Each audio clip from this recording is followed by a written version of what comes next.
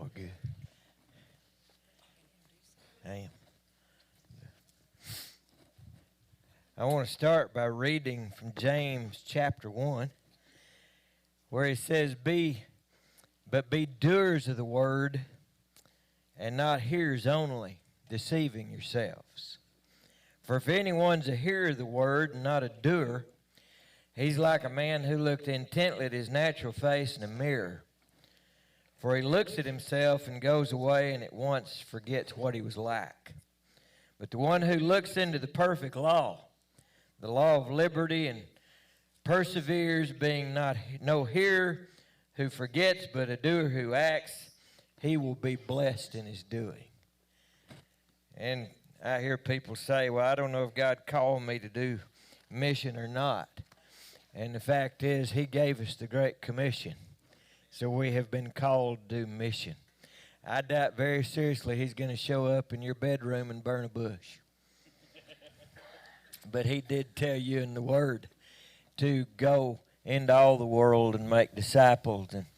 And so on our trip to the DR, I need you to know that what we're ministering to mainly, there are people who already know Christ. However, they are people who are entrenched in the work, and they're leading other people to Christ.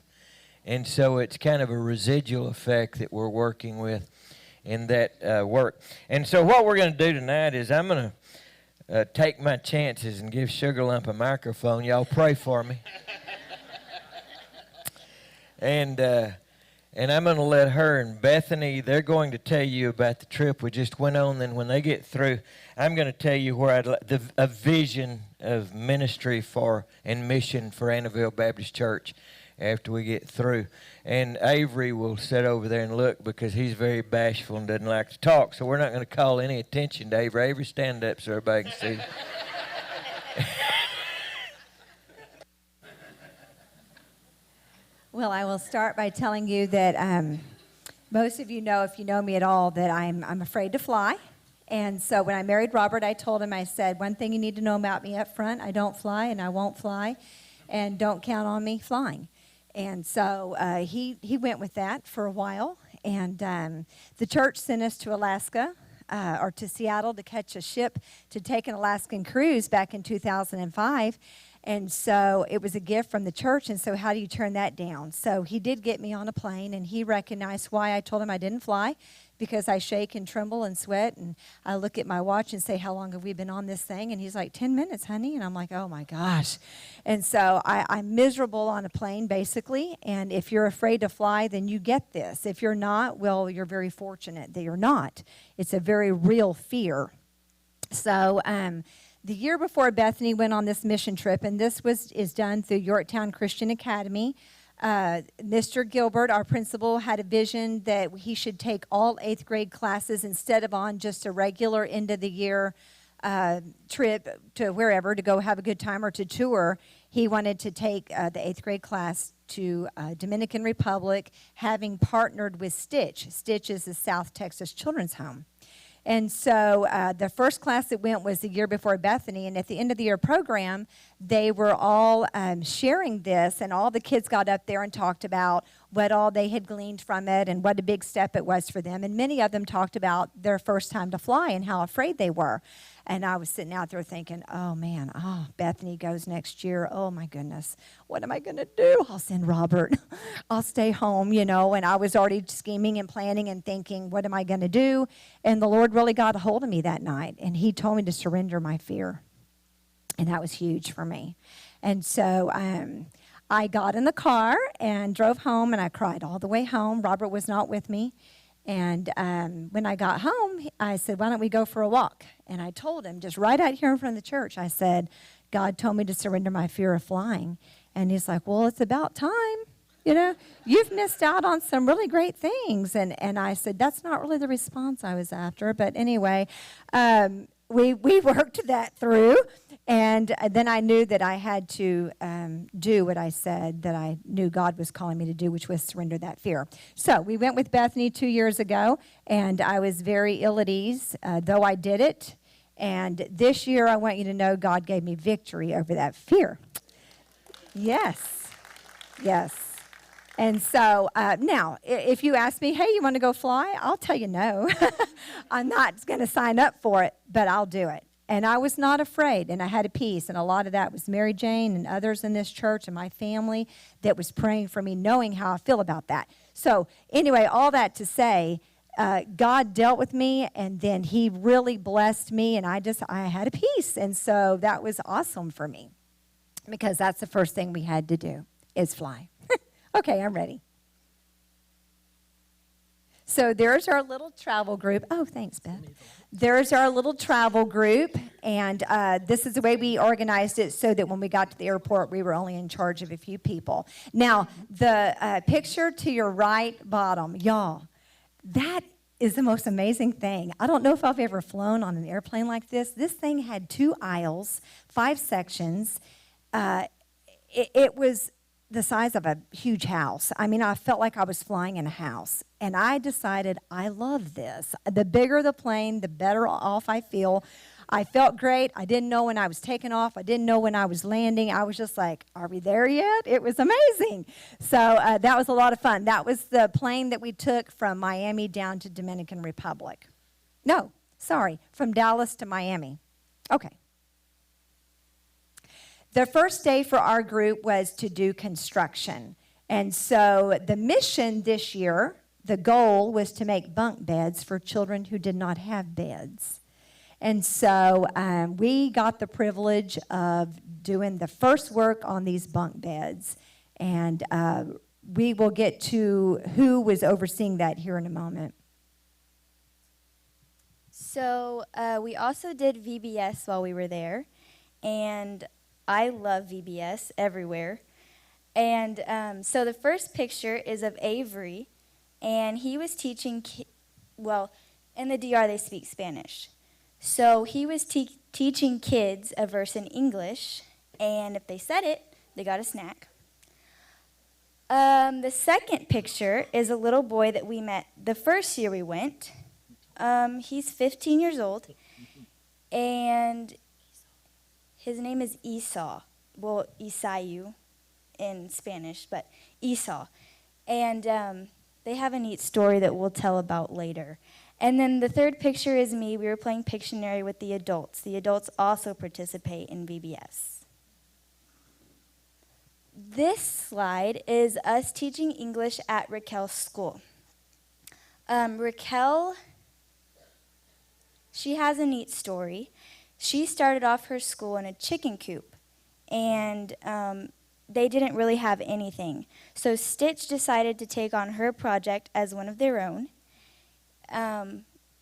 because she became a school for children that couldn't go to school.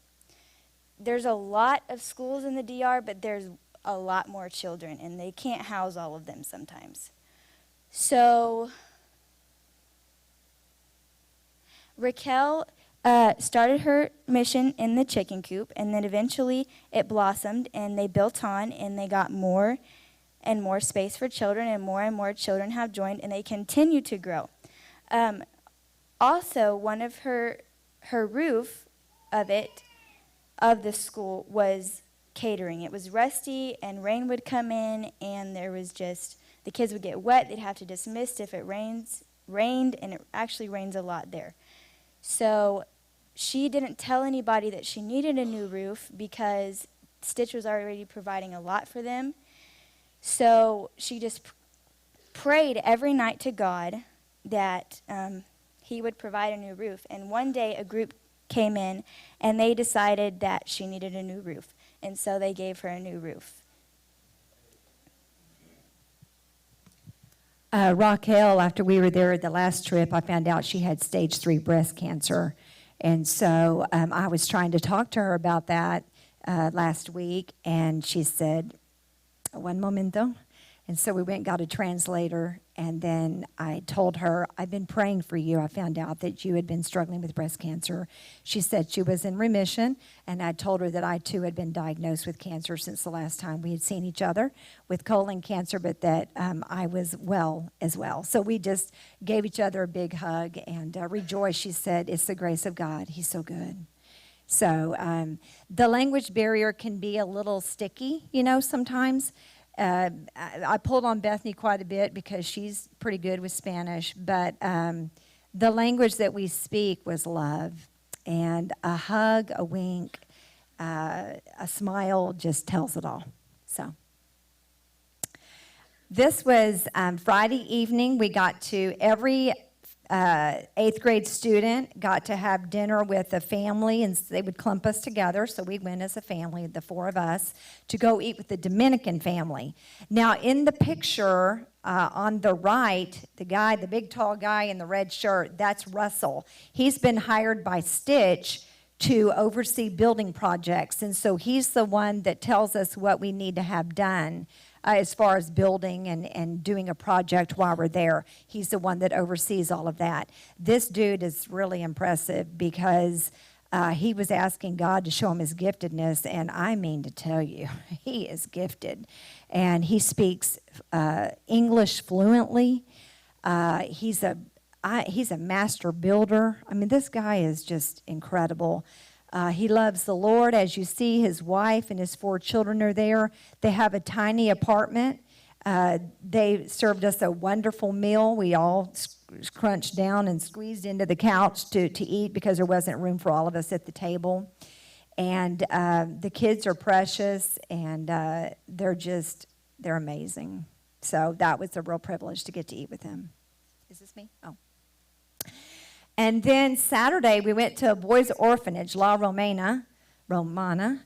And this is not an orphanage that we went to last time. Last time, we also went to a children's orphanage, but this one is exclusively boys. And they bust in some children, some boys, to join us. And so Avery spent much of the day playing basketball and met a buddy. And I asked him, I said, did y'all talk? He goes, well, no, we really couldn't. He couldn't speak English, I couldn't speak Spanish. But the language between them was just having a good time and appreciating each other's giftedness in basketball. So they had a big day. I was in the kitchen cooking sloppy joes, and they had a little skinny cat that kept coming through the kitchen that looked a lot like my cat, except my cat is huge. And this one was so skinny. And so the cat was meowing and carrying on, and I kept saying, oh, are you hungry? Oh, it's hungry. And so anyway, the ladies put down rice, and the cat ate rice for its meal. But anyway, we did serve sloppy joes to about 80 people. So that was a lot of cooking, but everybody was very appreciative. You want to tell about your little baby? Sure. I met this little boy at the orphanage, and I thought he was the cutest thing ever. I really only got to hold him for that picture because all the other girls were hogging him, but I understand. He's not actually one of the orphans, but he is a son of a man who works for the orphanage, so he's there most of his time as well. This is Sunday morning at church. Church there is powerful. They're very involved in their worship and their identity in Christ. That's the biggest deal to them. And they're more involved with the Lord because they don't have as much. And that was just a powerful thing to see. Oh, wait, go back. Go back. So the first picture is of the church. Their church is outside, and that's not filled up yet. That's before church. That's just Sunday school. So Stitch built benches for them, and that's where they have church. The second picture is of the pastor of the church. His name is Brother Rudy. He's a lot like my dad, just Dominican. And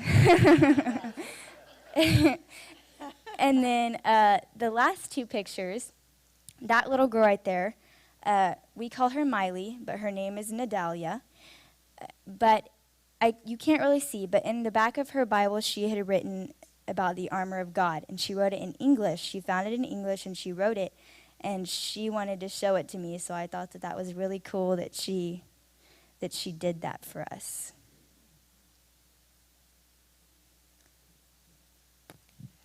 These people, when they come for church, many of them stay all day, because they walk. And so it's an all-day affair. And the thing I kept asking Robert and Bethany and Avery, like, did they eat? I mean, we got fed 3 square meals a day, but I was wondering, do they pack lunches? Or I was so concerned, like, well, how can they be here all day? Do they eat? Do they feed their kids? But I still don't know the answer to that question, y'all. So Sunday afternoon, they had a class, and they asked me to share my testimony. And they at first said 40 people, and then they said, oh, no, it was election day on Sunday in the DR. And so they said, you won't have much of a turnout. And so they kept pouring in and pouring in and pouring in, and they're like, okay, I think we're going to have a good turnout. But we gave them little foam crosses with some tissue paper squares to put on there, and they thought that was such a treat. They really enjoyed themselves, and some men slipped in with their wives, and they had a big time. And at the end, the men had made some of the prettiest crosses. You know, they were quite impressive, and they were proud. And we took their picture, you know, together, and I thought, you know, many of these people will probably go home, and this will be something they hang on their walls. So, and while we were doing that, Brother Rudy was downstairs, and I had a picture of it, but he teaches a thing called biblical studies, where he's got all these men that are taking these courses to be degreed in biblical studies. And some women were mixed in too. And I said, well, what about the women? And I was told by the translator, well, they're trying to improve their teaching Sunday school skills and their women's ministry. They're trying to learn. But he had a whole group around him. And they sit out there on those benches all afternoon, and Brother Rudy's teaching them after he preaches in the morning, and then it's just an amazing thing. Okay, the middle picture was really a special deal that we got selected to go to help celebrate that they have purchased land. Now, when we were there 2 years ago, I asked Brother Rudy, how can I pray for you? He said, pray that we are able to buy land we need to build. We've outgrown our facilities here, and pray for my biblical studies class. So I told him the other day, I said, I've prayed for your 2 requests, Brother Rudy, all this time. But anyway, they've purchased this land, and they're going to build an $8 million church on this property. And it's going to hold 3,200 people. So what a work that is. But the little lady in the red and white, her name is Doretta, and some of you may know her. She's been doing missions over there for over 70 years. She just celebrated her 96th birthday, and her family told her 2 years ago, give up the motorcycle. And she was mad, and she still is. She's like, I want my motorcycle. I like my motorcycle. But if you don't have a car there, and actually, even though it looks like everyone has a car, I heard that just a very few do, you ride a motorcycle or you walk. And so she was upset to get rid of her motorcycle. But nevertheless, Brother Rudy's actually taken the what was that thing they handed him to, whatever, axe to, dig into the ground. And then they let her do it. And she did a good job, too. I was scared that she'd get her foot, but she didn't.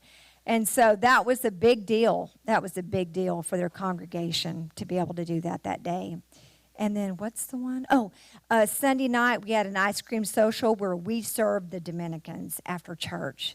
And so, again, the language is love. They're gracious people. They're very kind. They smile, and they're so grateful for any little thing.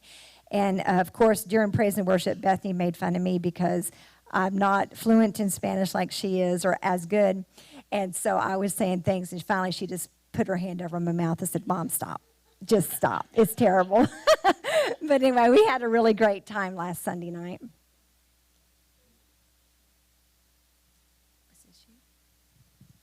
Okay, so this day this was Monday, so we went shopping for the Dominican families, and the guys delivered beds. So the previous pictures in the construction, we were making bunk beds for the families because a lot of them either sleep on the ground or they sleep on soiled mattresses with no frame or anything. And so those are the pictures of us shopping. The one on the top with the carrots, those are how big their carrots are.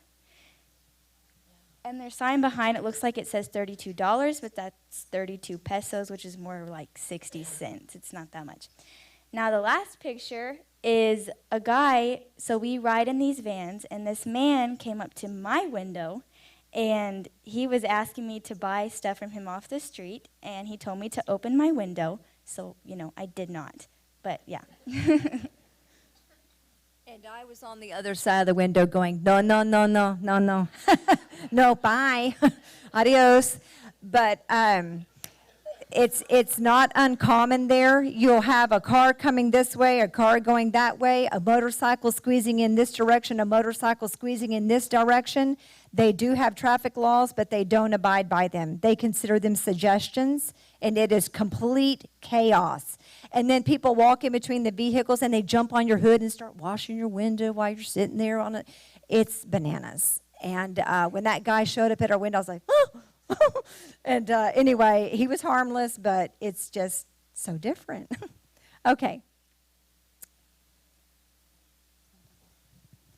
Okay, so here we were delivering, this is same day, we actually delivered the groceries and the beds. And the picture at the bottom is the family of all boys that we delivered to, and then the other picture at the bottom is the boys. We made their beds for them, and then we took a picture with them, and they're all very grateful, very excited for what they get.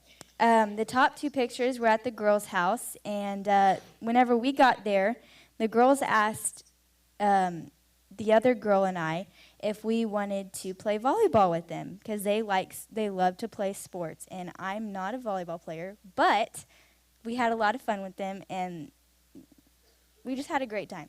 The one on the far right is Avery and another man, and they're putting together the bunk bed in the house because you have to take them in by pieces.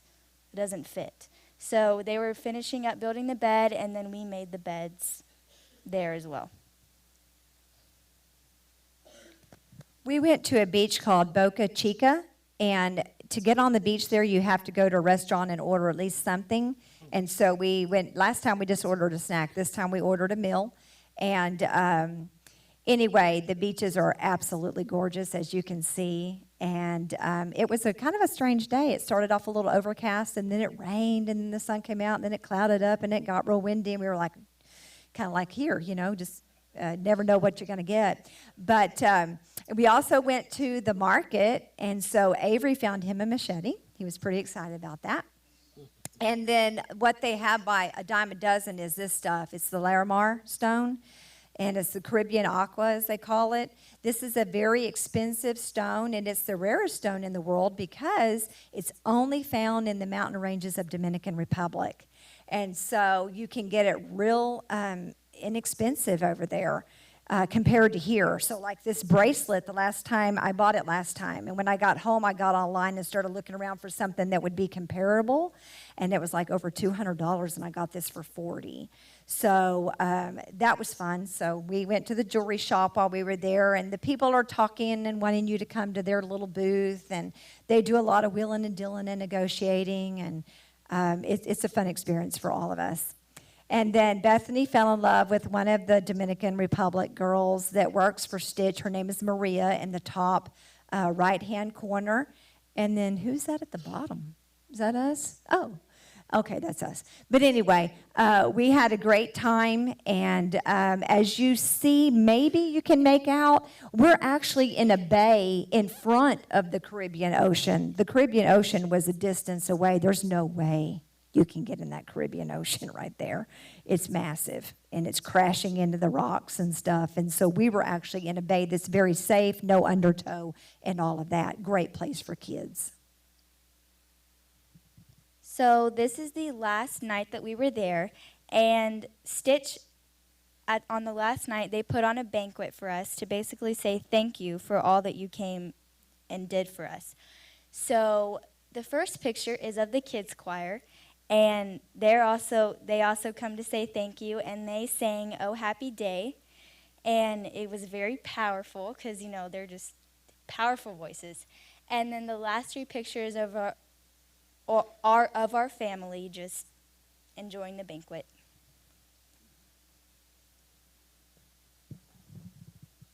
And then we got up at 3 a.m. again, and by 4:15 we were loaded and ready to go back to the airport. And then, of course, I had to take pictures from the airplane to let y'all know that I'm not afraid. I can actually take a picture out of the airplane window now. And so anyway, victory in that department for sure. So we had a great trip, and we felt that we were there for the mission in which we were sent. And the thing that stands out to me above everything else are the relationships that were built. I still see these faces in my head when I close my eyes, and they're precious. They're just precious. Thank y'all for listening.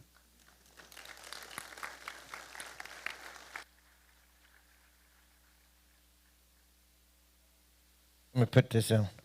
While we were there, I just felt like the Lord was really speaking to me about what we needed to be doing here at Annaville Baptist Church. I'm always got my eye out for where does God want us to hook in. If you've ever taken experience in God, one of the key concepts is that you join God where He's working. It's very evident that God is working in the DR. Do we have another picture there? I hope we do. Do you see the little blue building in the middle here? And really it looks pretty. You can tell by that guy standing there that that's not a very big building. The first time we went to the Dominican Republic, we ate with a family. The 8th graders go, and you go eat with a family that's a part of the IBQ church. And so we went to eat with them, and basically we went into a house that had cardboard walls, and when we sat down on the couch to eat, our knees were literally touching one another because everything was so tiny and so run down. They had a bathroom behind the little house there that 3 different families used. So it was an outdoor bathroom used by 3 different families. And just the sweetest family. I believe the man's a deacon in the church there at IBQ. Good, Christian, godly family. Matter of fact, their kids remembered us and were coming to us. That little girl that Bethany is talking about was part of that family. And then that night this time we went to eat with the fellow that's in charge of construction. And Sugarlump asked him along the way about this particular family, and he said, "Oh, I need to take you by there." And so we got in his car to go over there, and they had gone in and torn this structure down. Go to the next picture there. This is the inside of it, of the old structure. Keep going. More of the inside of that old structure. Go back. I'm not ready for that yet. At any length, he took us back by there. When he took us back by there, they had gone in there and torn that building down for this family and gone back in and built a little 2-story structure with 2 bathrooms on the inside, with just a real blessing for that family. And I've got to tell you, I don't know what that does for you, but it brought me to tears. I just could not believe that God had used people to bless that sweet little godly family in that way. But I know our God's a great big God. And to them, that was a huge deal. You might as well have built them a mansion. And because to them it was. And so God began to tug on my heart right there. And then we got back, and one of the fellas at Stitch said, "Well, you know, for about $7,000 to $10,000, we can do that." And I got to thinking about that. And I thought, you know, we live in a very prosperous, we're very prosperous people. And so I thought what we could do is we could raise $10,000 in this church, and then we'll take a group back over. So I've already set a date with Stitch and IBQ. These 2 churches work. The church and the mission, the orphanage work together. And so what we're going to try to do, just to make a long story short, is raise $10,000. And after we raise $10,000 at the end of October, we are going to take some of our people. I'd like to take 30 or 40 people. Some of us will build depending on what other ministries God has put in people's lives, will depend on what else we can do while we're there. But I would like for us to be able to go to the Dominican Republic at least once a year, if not twice a year, and really make an impact there in a place where God is at work. I will tell you again, if you have never been on a foreign mission trip, you need to go on one. It will change your life. And this is, I've been on a lot of mission trips, okay? I've been on mission trips where you had no idea what was fixing to happen next. I've been on mission trips where we unloaded on by machine gun off of a bus, and they needed to see our passports before we got and jumped off into the jungle where we slept on hammocks and didn't know what a shower was for about a week, and where you were listening to witch doctors chant at night and there was no electricity. I've been on that trip. That one's not as much fun. I've been on trips to Israel where we were. It was a lot better conditions. I've been on them in Nicaragua where we were out in country. It'd take you 45 minutes to get out somewhere, and you didn't know what you was going to run into out there, and you sleeping on hammocks. So there's a lot of rough mission trips. But let me kind of tell you how this one goes. I believe anybody could go on this mission trip because Stitch is involved, and because the Iglesia Bautista, whatever that Q stands for, is involved in it. You fly in, and they meet you at the airport with their vans, so you're not having to worry about that, okay? They meet you with their vans. There are interpreters there to help you speak to the people to keep you out of trouble. They will see you through everything. They take you to a place that is walled in to keep the outside. And you sleep in and I wouldn't call it a sleep number by any stretch of the imagination, but it's a bed. And you've got a shower, and on occasion you even get hot water. And they feed you 3 squares a meal. That's 3 squares a day. And the meals are designed for our taste buds, not for the Dominican taste buds. So they've got these recipes that they fix for us, so it's a fairly, for a mission trip. What I'm trying to tell you is it's cushy, okay. But then you get to make a real impact among some beautiful people, and so. I guess first question that usually comes up, what's it cost? I don't know exactly yet. That depends on airfare and everything, but I'm going to guess that if you want to go on the mission trip at the end of October, it will cost you around $1,500. That should fly you over there, fly you back, give you room and board for that entire week, plus the translators, plus the transportation. All that will be available. So if you want to go, start saving. That's what I'm telling you. Start saving. If you can't help, please help us raise the $10,000. Some of you could write us a check today, and we could really bless them. Let me see that last picture. All right. Do you see? This is one of the houses that they did. And if you look, it's hard to tell up on that screen, but inside is another house. And so this family would have a place to live. They built a house around the house and then tore down the house in the middle of the house and hauled it out the front door so that they would have a place to live. Do I have another picture here? Oh, that's my buddy. This is the pastor of IBQ Church. And Bethany said a while ago, he's my dad, except he's Dominican. And it's kind of uncanny. He kind of looks like me. Our preaching style's the same. He even calls people out of the audience like I do. It's pretty cool to watch. Even though I couldn't understand what he was saying, I knew he was having fun. And this church runs probably 1,000 people. And they're trying to get up to 3,200 and have absolutely no parking. This guy is on fire for the Lord. And he's a hard worker. And so I want to really develop a relationship with him. And in order to do that, on the last Sunday of April, I've asked him to come here to Annaville Baptist Church and preach. So he will be here preaching for us on April 26th, I think it is. Because and here's what I'm trying. Here's my deal. I'm trying to get us locked in a partnership with South Baptist Texas Children's Homes IBQ Church in the Dominican Republic and Annaville Baptist Church, where we are in mission together for the Lord. All right. I could, you know me, I'm a preacher. I could keep on talking. And do y'all have any questions? What is the connection between the orphanage there and the church? Okay, the connection between the South Texas Baptist Children's Home.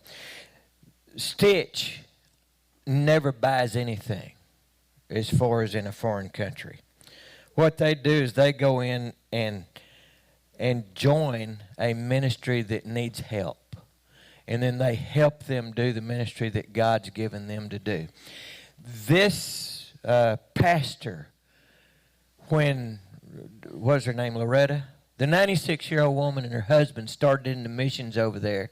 One of their first converts was an 8-year-old little boy. It's that pastor. Okay? And so when they came back, the Dominican, he's in the ministry. He's a fireball. He's pastoring this church. And they helped him build the church. And so Stitch and them kind of got together. So they don't actually, Stitch doesn't own that stuff. The church does. The pastor really does. He has a home there on that thing. But that's the connection. Did I answer your question? Well, yeah, partially. The orphanages that are there, are they directly? The orphanages that are there are also they're indigenous. And so Stitch will go in and come alongside an orphanage that exists. There'll be somebody, all those orphanage stories are really neat. And so you'll go into one and they'll begin to tell you how it started. Well, somebody found these kids on the street, didn't know what to do with them. So they're keeping these kids, and all of a sudden they got more kids, and then all of a sudden they've got an orphanage. And Stitch comes in and they help them to do the things that they need to do. And so there's just all kinds of ministry that needs to be done. Dominican Republic families are amazing. They're amazing. They have nothing. Everybody needs to take their kids to the Dominican Republic and let them see that they don't live like we live. They have nothing. And so they're living in this shack, but they're so happy. They're so happy because they have the one thing they need, and the one thing they need is Jesus, and they know it, and they just love Jesus. And they don't need all this other fluff and junk we've got. Is there any persecution of Christians in the Dominican Republic? There's no persecution of Christians in the Dominican Republic. Christianity is growing. Yeah, Christians are well accepted in the Dominican Republic.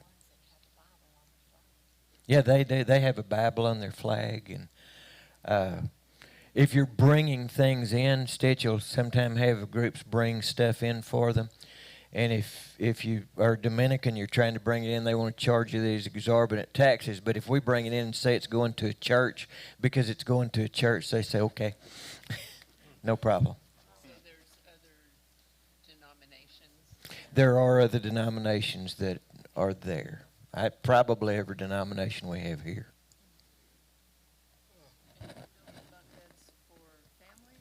We were building bunk beds for children who didn't have a bed. There were literally 15-year-old kids that had never slept in a bed. And so we built, it was like an assembly line. I ran a table saw all day long, just cutting boards off that table saw. Just because we were making bunk beds.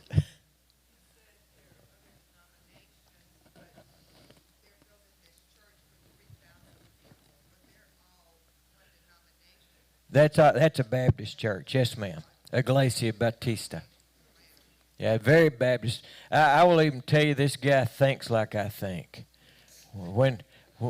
Biblically, I mean, he's solid as a rock. I love this guy.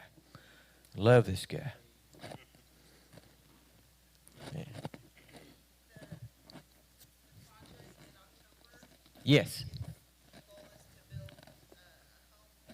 Yeah, do I have another picture there? No, you didn't get the other pictures on there? I have the home. I have the one that we're going to tear down. I had a picture of it. Apparently it didn't get on our deal, but I already know where it should be. And that could change. They could wind up doing that a little bit different. But yes, we will have, I mean, there's so many that need help. No. What we will do is, as far as Annaville Baptist Church, we will provide the money and then we will provide work for a week. There will be other mission trips where they will also come in and help with this project. Stitch has a Dominican who's the one she was talking about earlier, and he's in charge of all those projects. So he's great at lining people out and helping them get groups. I mean, he works with groups all the time. He knows how to do it. Any other question? Okay, well, we will start signing up immediately and taking money immediately. Let's pray together and we'll be dismissed. Lord, we love you and thank you for the opportunities that you